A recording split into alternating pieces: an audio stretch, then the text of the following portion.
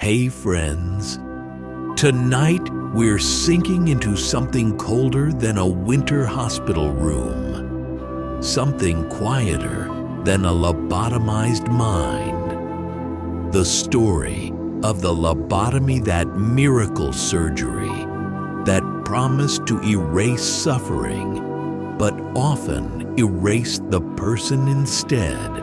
Dim the lights, pull the blankets up, maybe turn on a soft fan for that gentle white noise. If you're here to drift off, that's perfect. Let the words wash over you like a slow, steady drip. Breathe in, breathe out. Have you ever wondered what it would feel like to have your emotions, your worries, your dreams, your very self scraped away with an ice pick? Let's go back.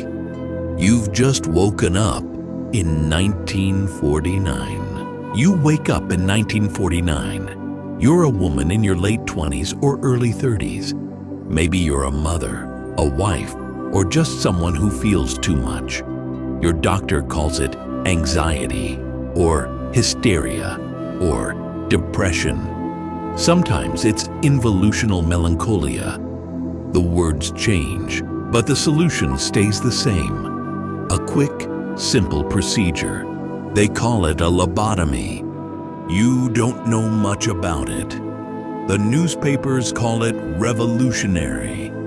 Dr. Walter Freeman, the man who's made it famous, promises it's safer than a tonsillectomy. He travels the country in his station wagon, the lobotomobile, performing the operation in hotel rooms, doctors' offices, even asylums. No operating theater, no sterile gloves, just a hammer, an orbitoclast, a slender metal rod like an ice pick, and a few minutes, you lie on the table. They don't use general anesthesia, just electroconvulsive shock to knock you out. Freeman inserts the orbitoclast under your eyelid, taps it with a hammer to crack through the thin bone above your eye socket. Then he sweeps it back and forth, severing the connections in your frontal lobe, the part of your brain that handles personality, planning, emotion, initiative. You feel pressure, a strange tugging, then nothing. When it's over, you're bandaged and sent home. The doctor tells your family, she'll be calmer now, more manageable, and at first, you are. The constant worry fades. The tears stop coming. You smile more easily. Your husband says you're back to normal. Your children say you're quieter.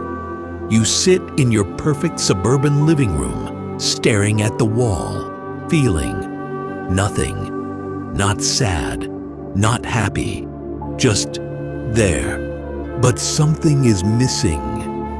You used to dream of painting again, or writing letters to your sister, or arguing with your husband about politics. Now those thoughts drift in like smoke and disappear before you can catch them. Your personality, the spark that made you you, has been scraped away. You forget names.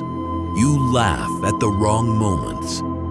You wet the bed sometimes. You can't hold a job, can't follow a recipe, can't remember why you loved reading books. Doctors call it a success. Freeman performs over 3,500 of these procedures himself. Thousands more happen in asylums across America. Women are the most common patients, often because they complain about their lives, because they won't smile through the pain. because they want more than the kitchen and the nursery. One woman, Rosemary Kennedy, sister of future President John F. Kennedy, is lobotomized at 23 in 1941 after her parents decide she's difficult. She never speaks coherently again. She spends the next 60 years in institutions, unable to recognize her family, her body curled in a wheelchair. Another patient, a housewife named Frances, tells her doctor she feels trapped. She wants to work. She wants to leave her husband. He diagnoses her with involutional melancholia. One ice pick later, she's docile. Her husband calls it a blessing. By the mid-1950s, over 40,000 Americans have been lobotomized. Many die from infection or hemorrhage. Most survive, but changed. Empty. You sit on your porch swing in 1955, watching your children play. They laugh. You smile because that's what you're supposed to do. But inside, there's only quiet. A quiet that never ends. You try to remember what it felt like to feel, to want, to rage or love or cry. But the memories are gone. The surgery didn't fix your sadness. It erased the part of you that could feel sadness at all. And the worst part? You can't even be angry about it. The anger is gone too. The idea started in 1935 with Portuguese neurologist Antonio Egas Moniz. He believed fixed circuits in the brain caused obsessive behavior. Inspired by experiments on chimpanzees showing calmer animals after frontal lobe damage, he developed the prefrontal leucotomy. He won the Nobel Prize in 1949 for it, even though many doctors were already horrified. In America, Walter Freeman took it further. With neurosurgeon James Watts, he created the precision prefrontal lobotomy. Drill holes in the skull, insert a leucotome, cut the fibers. But Freeman wanted it faster, simpler, accessible to psychiatrists without surgeons. In 1945, he invented the transorbital lobotomy. No drill, no incision, just an orbitoclast, basically an ice pick hammered through the eye socket. He tested it on grapefruits and cadavers first, then on living patients. The procedure took 10 minutes. No anesthesia needed, just electroshock to induce unconsciousness. Freeman did them in his office, sometimes 2 in 1 minute. He traveled the country, teaching others. He kept a map of his lobotomobile tours.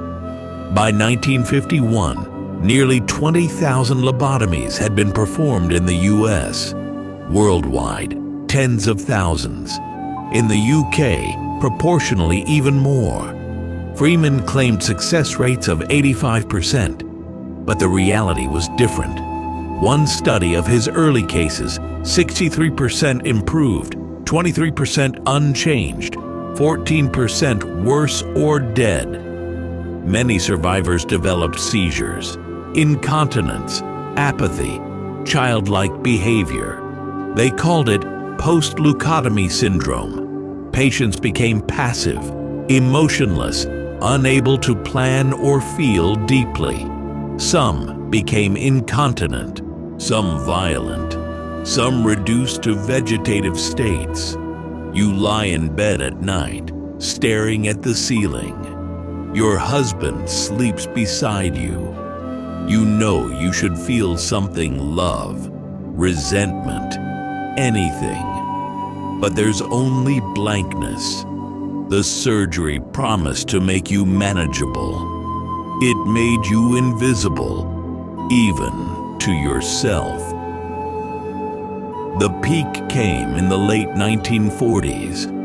Freeman boasted about his miracle. Hospitals welcomed him to clear overcrowded asylums. Some patients were lobotomized for homosexuality, rebelliousness, or just being difficult wives. Howard Dully was 12 when his stepmother decided he was defiant. Freeman diagnosed him as schizophrenic. In 1960, he performed the transorbital lobotomy. Dully later said, "I've always felt different, like something's missing from my soul." He spent years in institutions, fought addiction, and only learned the truth as an adult. Another famous case, actress Frances Farmer. Rumors said she was lobotomized, though evidence is thin, but the myth stuck. In films like One Flew Over the Cuckoo's Nest, lobotomies became symbols of control. Critics spoke up. Neurosurgeons called it barbaric. They said it was done without proper research. They said it damaged the brain irreversibly. Freeman ignored them. He kept touring. He kept hammering.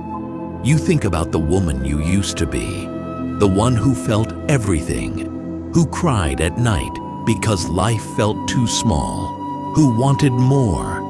The lobotomy didn't fix her sadness. It erased her. And now, decades later, we know better. We know the brain isn't something you can fix with a hammer and an ice pick. We know women's pain isn't cured by making them quiet, but those thousands of lives stolen, potential buried, stories silenced. By the mid-1950s, new drugs like chlorpromazine, thorazine, arrived. Chemical lobotomies, they called them. Safer, reversible, no surgery needed. The ice pick faded, but the damage remains. Thousands of people lived out their lives in fog, forgotten. If you're still awake, remember this. Your feelings matter. Your mind matters. Don't let anyone promise to fix you by breaking you. Sweet dreams.